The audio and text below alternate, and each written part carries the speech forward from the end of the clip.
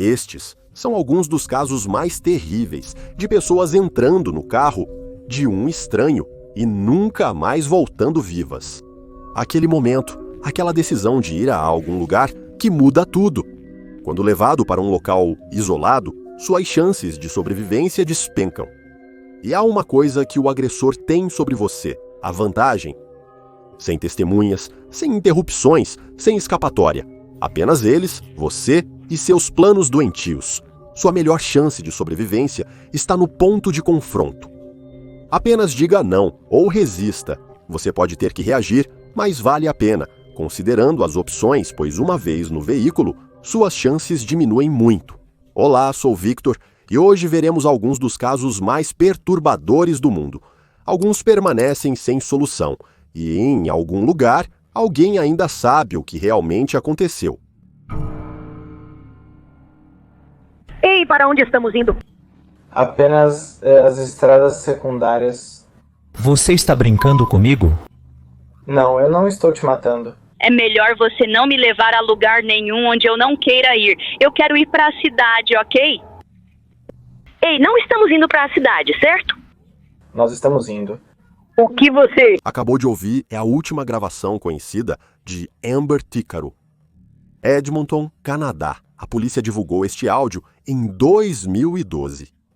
E muitos acreditam que essa jovem indígena, que desapareceu 1 ano e meio antes, pode ser ouvida na ligação com um homem que eles acreditam ser o seu assassino. Veja, em agosto de 2010, em Alberta, Canadá, Amber, que tem 20 anos, está morando com seu filho Jacó, de 14 meses. Eles moram juntos com a mãe dela, Tutsi, em Fort McCurry, uma cidadezinha no norte de Alberta. Eles são membros da primeira nação Mikisequi. A vida de Amber tem sido difícil, tendo ela passado alguns períodos em um abrigo para mulheres. Na terça-feira, 17 de agosto, Amber e Jacob pegam um voo só de ida da WestJet para Edmonton. Amber viajou com sua amiga Evangeline. Amber e Evangeline se conheceram no abrigo para mulheres e viraram boas amigas semanas atrás. Chame de intuição feminina, mas a mãe de Amber, Tutsi, tinha um mau pressentimento sobre essa viagem e não queria que ela fosse. Mas Amber a tranquilizou dizendo que ficaria fora por apenas 2 dias. Após um voo curto, Amber, seu filho e sua amiga fizeram o check-in a apenas 2 quilômetros ou pouco mais de 1 milha do aeroporto, no motel Nisku Place. Provavelmente porque essa era uma opção mais barata do que ficar no centro da cidade.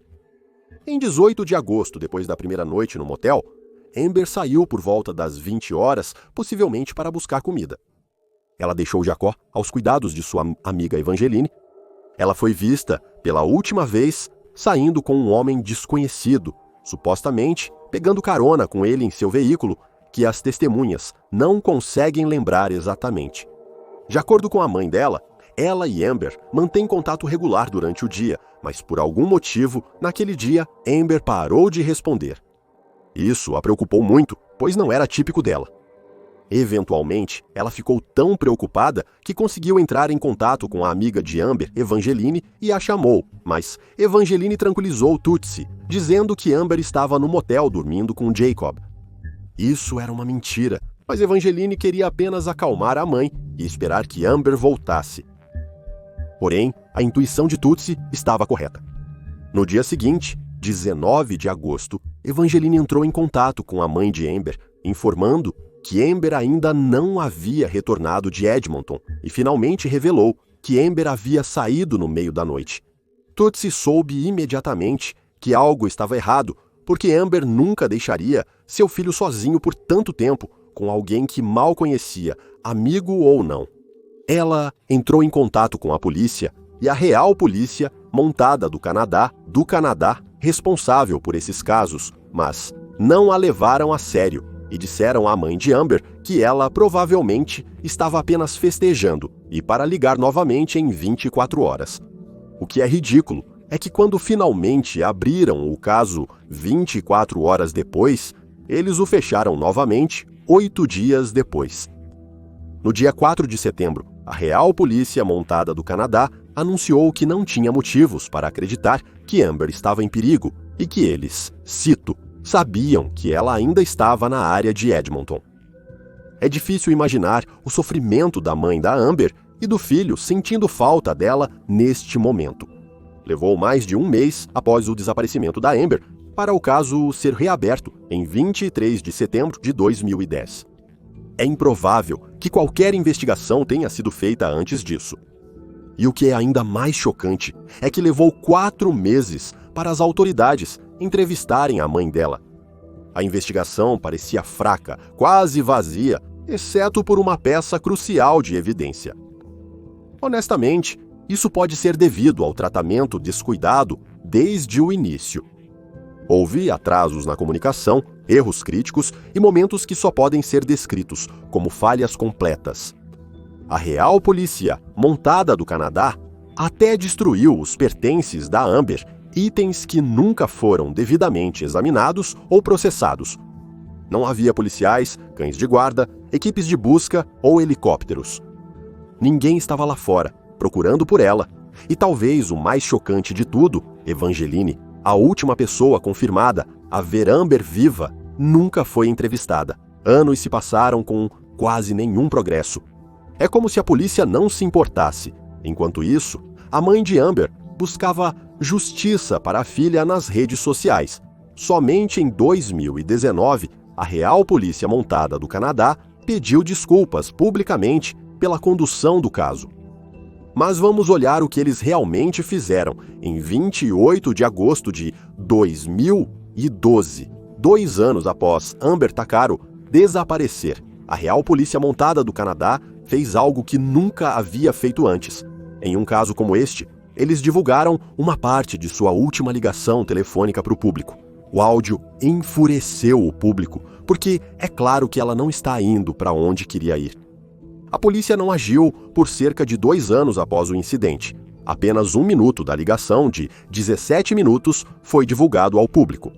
Porém, esse breve trecho diz o bastante.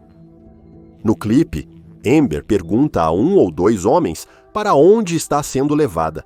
Assustada e desconfiada das respostas, ela diz que é melhor não a levarem a um lugar indesejado e, no final, exige que o motorista pare o carro.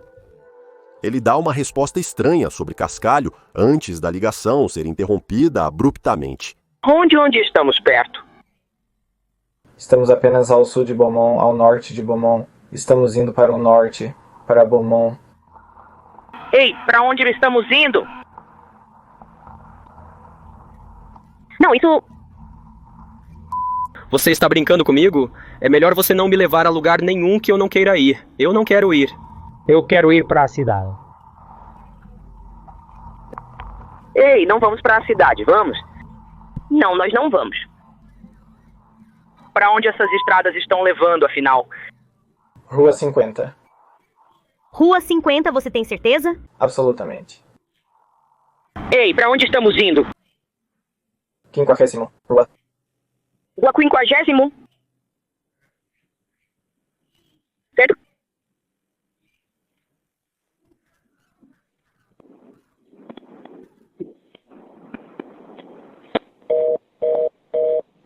Foi a última vez que alguém ouviu a voz da Amber.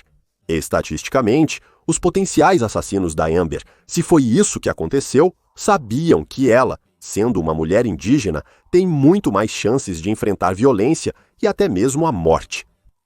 Esses são apenas os dados estatísticos do Canadá. Como precaução, Tutsi sempre disse a Amber: se você pegar uma carona, lembre-se de ligar para alguém e mantê-los na linha. Eu sempre digo a Amber, não pegue carona, não, você sabe, vá com estranhos, ou se você estiver em um táxi, mesmo que você tenha que fingir que está no seu celular, faça isso para que a pessoa pense que você está falando com alguém e... Não fará nada com você, e foi exatamente isso que Amber fez. A ligação que ela ouviu foi uma ligação feita para um de seus irmãos que aconteceu de estar encarcerado no centro de romance de Edmonton naquele momento. E porque ele estava no sistema prisional, a ligação que ela fez foi automaticamente gravada. Amber errou ao fazer essa ligação, deveria ter ligado para sua mãe. Mas não, Amber fez isso de propósito porque sabia que a ligação seria automaticamente gravada. ela queria deixar um rastro. Apenas 4 dias após a ligação ser divulgada publicamente, restos esqueléticos parciais foram descobertos por cavaleiros em uma propriedade rural perto de Ledoc, o que incluiu a descoberta de um crânio. Os restos foram identificados como sendo de Amber. A causa da morte dela não foi divulgada. E, arrepiantemente, esses restos foram encontrados a apenas 17 minutos de carro do último local conhecido de Amber, a mesma duração da ligação de Amber. Mesmo com o motorista informando Amber várias vezes que estavam indo para a Rua 50, uma via principal que cruza Leduc e depois vira Edmonton, os restos de Takara foram aparentemente achados próximo à estrada REND 241 e rodovia 623. É provável que o assassino a tenha levado pela estrada municipal 502, virou à direita na rodovia 814 e depois à esquerda na Vista Rowley. E provavelmente foi lá que Amber foi assassinada logo após o fim da ligação. O assassino provavelmente a matou em seu veículo ou do lado de fora, e uma vez morta, despejou o corpo dela no campo como lixo. É lamentável que a polícia canadense não revele o ocorrido, provavelmente encobrindo sua inação constrangedora neste caso, e o inferno absoluto enfrentado pela mãe de Amber, seu filho, amigos e familiares. E apesar de 14 anos terem se passado desde o desaparecimento, sequestro e assassinato de Amber Takara, parece que a polícia não identificou nenhum suspeito ou pessoa de interesse neste caso, apenas a ligação telefônica e a voz que ela ouviu. Isso gerou uma especulação desenfreada. A família de Amber suspeitou que Evangeline sabia mais sobre o desaparecimento de Amber do que aparentava e que poderia estar envolvida. Isso se deve às histórias inconsistentes que eles dizem que Evangeline deu sobre o paradeiro de Amber. Por que ela mentiu para Tutsi que Amber estava dormindo no motel com seu filho? Agir mais cedo poderia ter salvado Amber. Porém, para ser justo, não é exatamente culpa de Evangeline que a polícia demorou meses para entrevistá-la. Então, em janeiro de 2020, uma dica anônima foi recebida por um homem que fez várias postagens nas redes sociais afirmando que acreditava que seu pai havia assassinado Amber Tucaro, bem como várias outras mulheres no Canadá e nos Estados Unidos da América. Remontando até a década de 70, ele afirmou ter enviado essas informações a várias autoridades e que ele e vários outros membros da família identificaram o homem na ligação telefônica como seu pai. Ele declarou que moravam em uma área rural, próxima a Edmonton, e que seu pai tinha um histórico violento. Ele também compartilhou as gravações de seu pai com os parentes de Amber, que também disseram que soavam semelhantes. Acabei de ligar para ver como tudo está indo.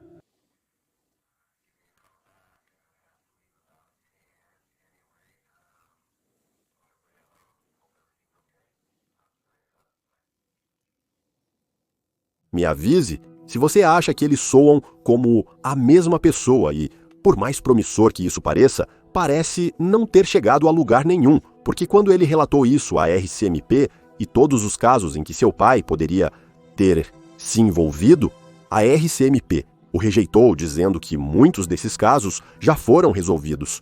Agora, isso também é uma proposta assustadora. Ou seu pai não estava envolvido e a pessoa certa foi presa, ou a polícia simplesmente deu várias passadas para um potencial serial killer.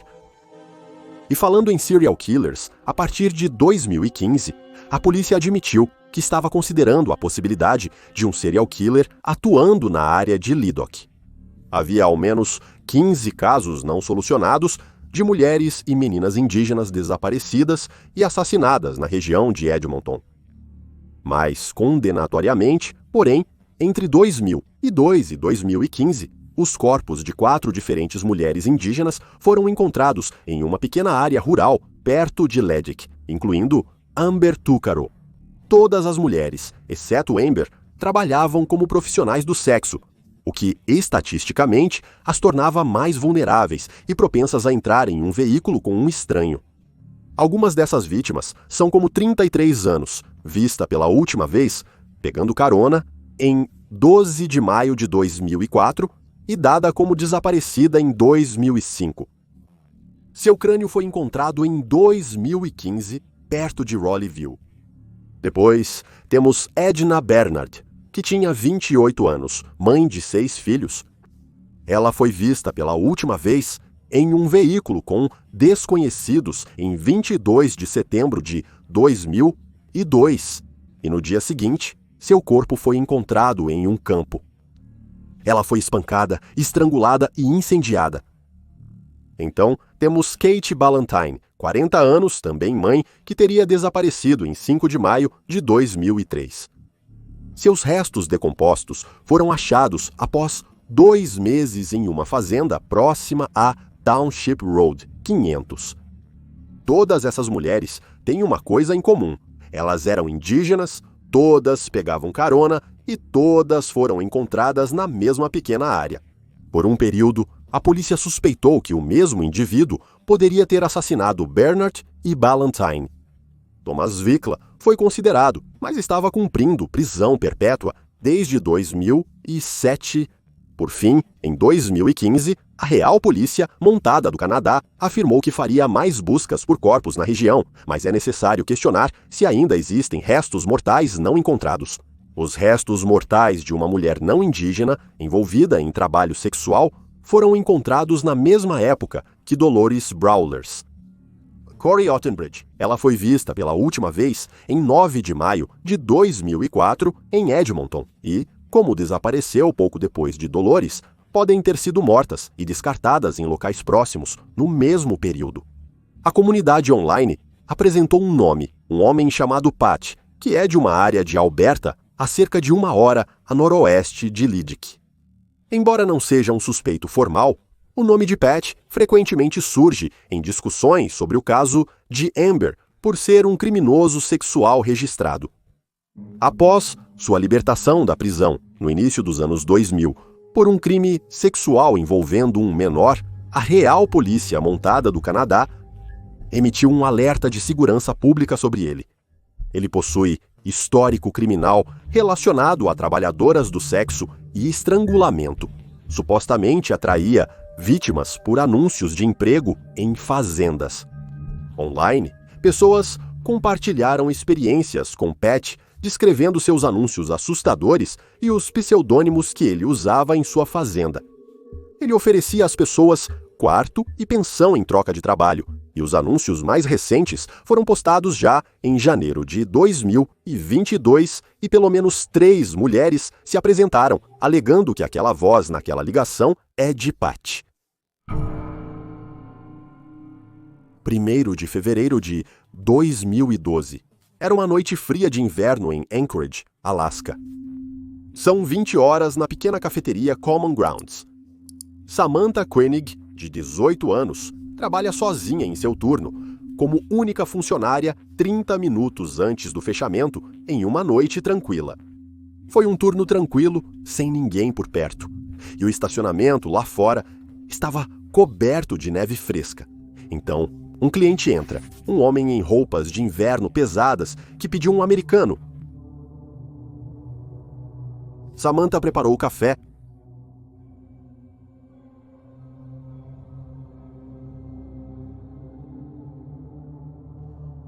Despejou e tampou o copo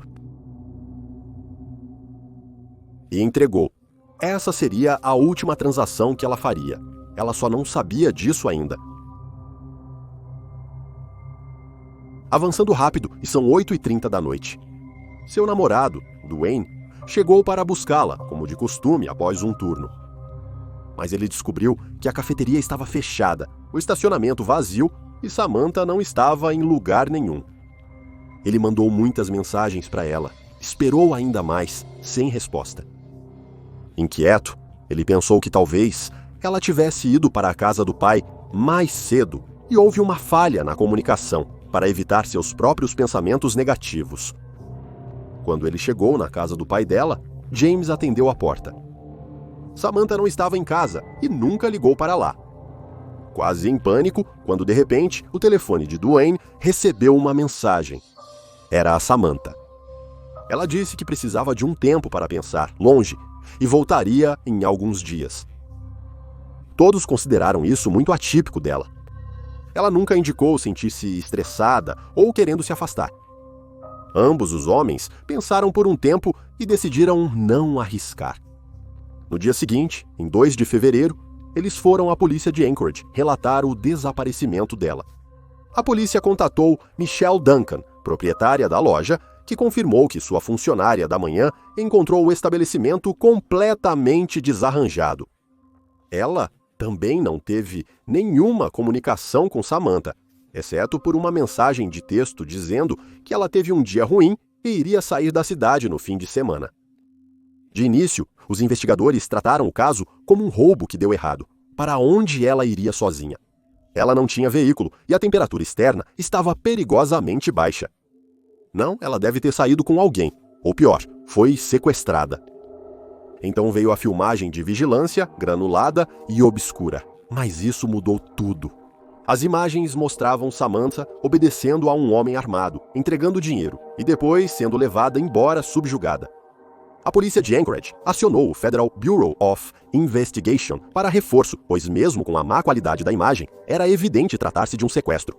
Embora Samantha não tivesse antecedentes criminais ou um motivo para alguém sequestrá-la, o fato é que seu trabalho, sozinha e tarde da noite, deixou-a em uma posição isolada e vulnerável. A busca por Samantha ganhou atenção nacional. Seu pai James mobilizou o público. Eles distribuíram panfletos, esforços de busca, doações chegaram, mas não houve nada além de silêncio por semanas. Até 24 de fevereiro, James recebeu uma mensagem arrepiante e assustadora do telefone de Samantha. Placa do Parque Connor sob a foto de Albert, não é ela bonita. James e Duane correram ao parque. Eles encontraram a placa e um saco Ziploc embaixo dela. Dentro estava um bilhete de resgate e uma foto de Samantha, segurando um jornal datado de 13 de fevereiro. Uma prova de vida. Ela estava viva, ao menos até 13 de fevereiro, trazendo esperança aos homens. Mas havia algo estranho na foto. Seu cabelo e maquiagem estavam diferentes. Os olhos dela estavam vazios. Algo parecia estranho. A nota exigia $30.000 depositados na conta bancária de Samantha. Em troca, ela seria libertada em 6 meses. A conta dela recebeu crédito como parte de um esquema do Federal Bureau of Investigation para rastrear o dinheiro. Saques em caixas eletrônicos ocorreram em seguida, começando com 3 em Anchorage. Cada vez foi rápido demais para os agentes interceptarem o suspeito. Então, nada até o dia 7 de março. Novos saques seguiram abrangendo diferentes estados: Arizona, Novo México, Texas. O suspeito estava sempre à frente do Federal Bureau of Investigation e as imagens de vigilância dos caixas eletrônicos mostravam um homem com óculos escuros grandes e um casaco volumoso. Ele dirigia um Ford Focus branco. Em 19 de março, um Texas Ranger viu o veículo próximo a um hotel. Agora ele não escaparia. Eles pararam o veículo e o homem que saiu parecia calmo, cooperativo. Ele possuía uma carteira nacional de habilitação do Alasca. Bingo! Este era o principal suspeito deles, um homem com o nome Israel Kias, 34 anos, cidade natal Anchorage. Ele não foi parado pelo Texas Ranger, que o avistou fora do hotel. Não, ele foi realmente parado por excesso de velocidade. Quando ele entregou sua identidade e os Rangers revistaram o veículo, no porta-malas encontraram os pertences de Samantha Conning, incluindo seu celular e cartão de débito e uma pistola. Tudo nas filmagens dos caixas eletrônicos, na cafeteria e dos pertences de Samantha combinava com o suspeito. Esse era o homem deles. Eu ia te contar isso, mas o... Obrigado. Ok, eu sou do condado de West Wilkerson. Eu não... De onde você é?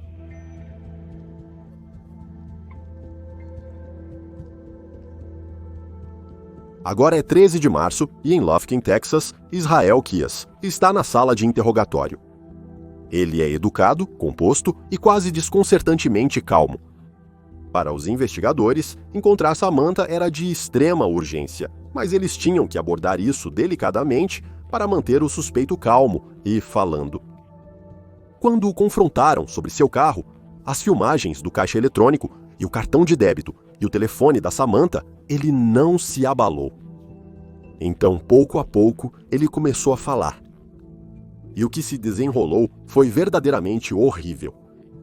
Este era um predador com muitos segredos. Chris admitiu ter enviado aquela foto de resgate. O único problema, Samantha já estava morta quando a foto foi tirada. Na verdade, ele confessou tê-la assassinado poucas horas depois do sequestro. Seu plano inicial era apenas assaltar a cafeteria. Mas quando ele viu Samantha preparando seu café, ele decidiu que iria sequestrá-la. Ele disse que começou colocando as mãos em sua pistola. E quando ela lhe entregou o seu americano, ele calmamente sacou sua arma e apontou diretamente para ela. Ele ordenou que ela entregasse todo o dinheiro e apagasse as luzes. Quando ele percebeu que ela estava cooperando e não havia ninguém por perto, decidiu ir um passo além. Ele entrou pela janela, amarrou as mãos dela atrás das costas e enfiou um monte de guardanapos na boca dela.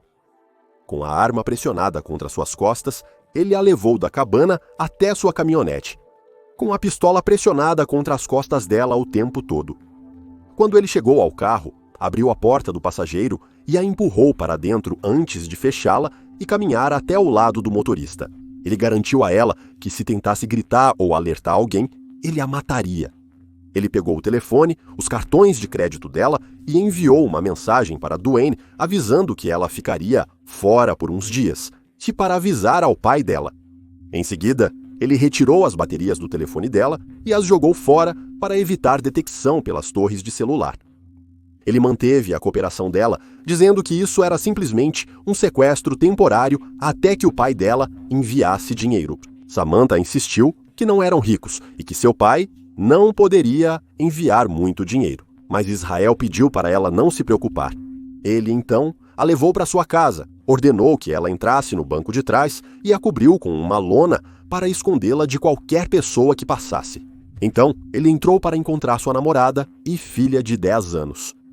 Não está claro se ele apenas beijou sua filha boa noite ou pegou a venda que usou depois para cobrir os olhos de Samantha e levá-la até seu galpão.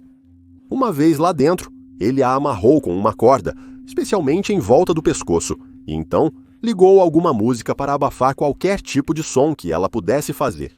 Ele saiu novamente e logo retornou. Dessa vez, ele disse a Samantha que seu pai havia pago o resgate e ela seria libertada. Samantha, aliviada, inclinou-se para a frente e suspirou. Mas tudo isso era uma mentira e uma tática de manipulação usada por ele para obter a cooperação dela para o que viria a seguir. Enquanto ela baixava ainda mais a guarda, ele a empurrou contra a parede, amarrou-a ainda mais apertado do que antes e a avaliou antes de finalmente estrangulá-la até a morte. Depois disso, ele voltou para sua casa, acordou sua filha de 10 anos e simplesmente explicou a ela que eles iriam fazer um cruzeiro de 2 semanas. Não foi até ele voltar em 17 de fevereiro que ele desembrulhou o corpo de Samantha e pensou que ela parecia bastante viva, viva o suficiente para posar para uma foto. Ela, na verdade, tinha sido congelada em seu galpão por mais de 2 semanas. Ele descongelou seu corpo sob um aquecedor, assentou, arrumou seu cabelo, fez sua maquiagem. Ele costurou suas pálpebras abertas e tirou uma foto dela segurando uma cópia do Anchorage Daily News. E essa foi a doentia foto, de prova de vida, que ele deixou no parque para o pai e o namorado dela verem, e então a desmembrou. Ele levou os investigadores ao Lago Matansuca, um local tranquilo perto de Anchorage. Sob o gelo, pesado por fios de pesca e correntes, eles encontraram o que restava de Samantha Koenig. Mas Samantha não foi a primeira dele, nem de longe. Ao longo de meses, Kias gradualmente revelou informações sobre suas outras vítimas. Ele disse aos investigadores que havia sido um assassino em série por mais de uma década, um meticuloso. Neste momento, não há ninguém que me conheça, ou que já me conheceu, que saiba algo sobre mim, de verdade. Eles sabem que vão te dizer algo que não se alinha com nada que eu te digo, porque eu sou basicamente duas pessoas diferentes. E a única pessoa que sabe sobre o que eu estou te dizendo, o tipo de coisas que eu estou te dizendo, sou eu. Por quanto tempo você tem sido duas pessoas diferentes? Há muito tempo. 14 anos. Ele viajou pelos Estados Unidos da América selecionando vítimas ao acaso. Ele enterrou kits de assassinato anos antes, baldes que estavam cheios de armas, abraçadeiras e dinheiro, esperando pelo momento certo. Ele não conhecia nenhuma de suas vítimas previamente. Escolheu pessoas sem conexão com ele, que pensou não seriam sentidas de imediato. Ele evitou rastros digitais, sem telefones, internet ou qualquer padrão reconhecível. Ele simplesmente chamou isso de um hobby.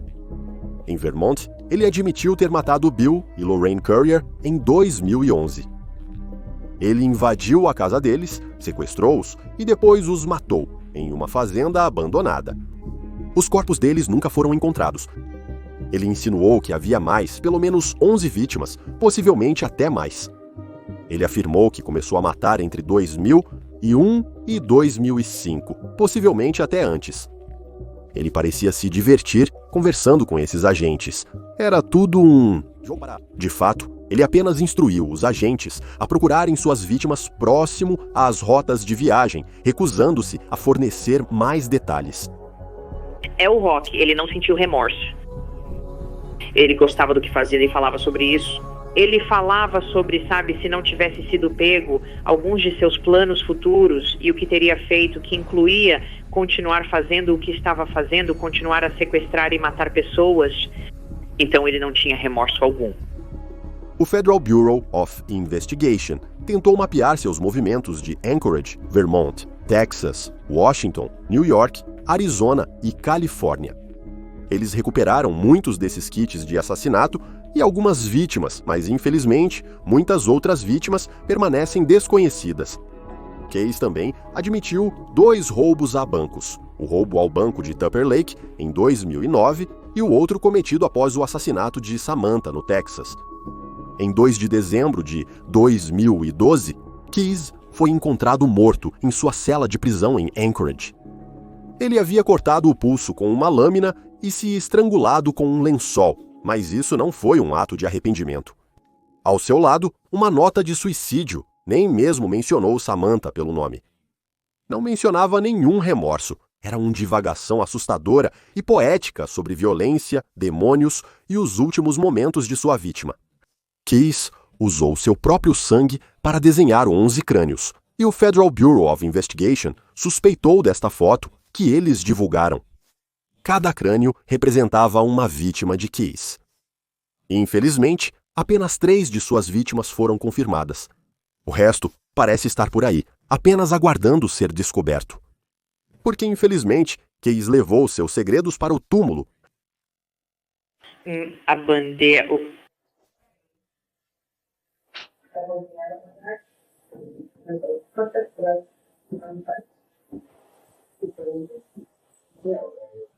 Não possuo a biblioteca. Uau!